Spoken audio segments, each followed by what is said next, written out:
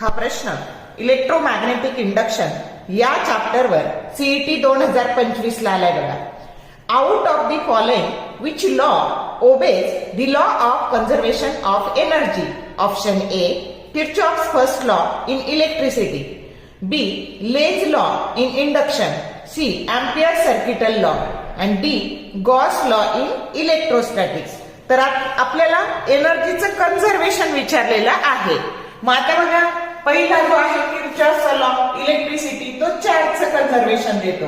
दुसरा लेन्झचा लॉ जो आहे तो EMF that is equal to the rate of change of flux, आणि ईएमएफ म्हणजेच एनर्जी.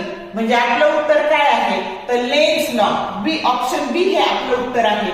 आता सी काय आहे तर एम्पियर सर्किटल लॉ हा असा आहे, म्हणजे इथं परत चार्जचं कन्झर्वेशन आहे.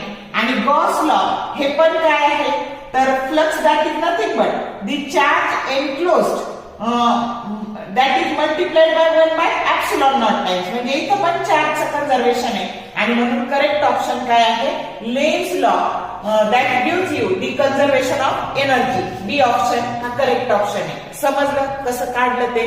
तर जर शॉर्ट व्हिडिओ आवडले लाईक करा, शेअर करा, कमेंट करा. For more useful tips and tricks keep watching wings of physics. Thank you very much.